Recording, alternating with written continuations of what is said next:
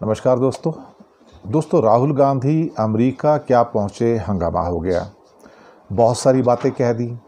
उन बातों में आरएसएस के ऊपर अक्सर उनका अटैक रहता है और उसको देख के भारतीय जनता पार्टी के बड़े बड़े नेता तिलमिला गए। उसमें गिरिराज सिंह हो, अनुराग ठाकुर हो या बाकी लोग हो।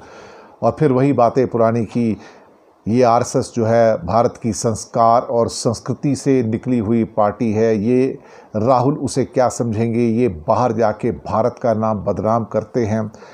राहुल यही नहीं रुके बल्कि ये भी कहा कि कहीं ना कहीं ऐसा लगता है कि भारत दुनिया के अंदर अपना नाम बनाने में असफल रहा है और दुनिया में जो भी चीज़ें आपको मिलती हैं मेड इन चाइना के नाम से ही मिलती है और सारी दुनिया की फैक्ट्री वो बन चुका है। अब सवाल ये पैदा होता है कि जब इस किस्म के मुद्दे जब वो उठाते हैं और वहाँ पर संविधान का मुद्दा उठाया, आरक्षण का मुद्दा उठाया और ये भी कहा कि अमेरिका में रहने वाले जो भारतीय हैं वो दरअसल एक पुल की तरह काम करते हैं भारत और अमेरिका के बीच में। लेकिन एज़ यूजुअल सैम पिट्रोडा ने फिर कुछ ऐसा कहा जो थोड़ा सा मुझे भी ठीक नहीं लगा कि हाँ फिर वो पप्पू वाली बात कह गए। सैम पिट्रोडा को अक्सर कंट्रोवर्शियल चीज़ें कहने का शौक़ है और उस कंट्रोवर्सी की वजह से कहीं ना कहीं जो आलोचना सहनी पड़ती है कांग्रेस को या राहुल गांधी को, वो स्पष्ट रूप से सामने आती है। राहुल की चुनौतियां बहुत बड़ी हैं।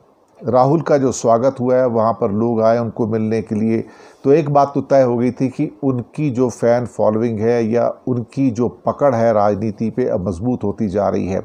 और भारतीय जनता पार्टी के जो नेता हैं वो एक डेस्परेशन की स्टेज में हैं और वो डेस्परेशन उन्हें इस मोड़ पर ले आई है कि जहाँ पर वो सिवाय एक नेकेड कंडमनेशन के अलावा और कुछ नहीं कर सकते। उनका मकसद सिर्फ राहुल गांधी का नाम बदनाम करना है और बीजेपी को एक सुसंस्कृत, संस्कारी और एक किस्म से कहा जाए एक ऐसी पार्टी के रूप में आरएसएस के साथ दिखाना है जो भारत के लिए बनी है और भारत को अच्छे ढंग से समझती है।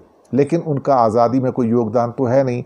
जो लोग ये कहते हैं गिरिराज सिंह जैसे कि ये आरएसएस को नहीं समझ सकते, तो गिरिराज सिंह से हमें पूछना पड़ेगा कि आज़ादी से पहले आरएसएस का भारत की आज़ादी में क्या योगदान था। 0/0 ये उनका योगदान था।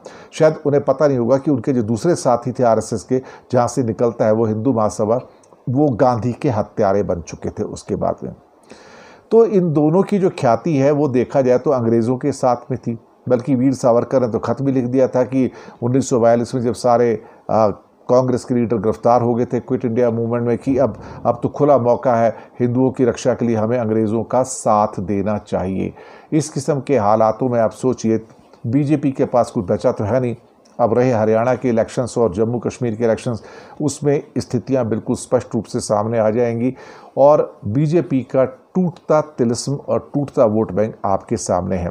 राहुल गांधी ने क्या किया, सिर्फ उसके ऊपर जाकर एक चोट मारी है और उस चोट से पूरी की पूरी भारतीय जनता पार्टी इस समय तिलमिलाई हुई है। धन्यवाद आप सबका।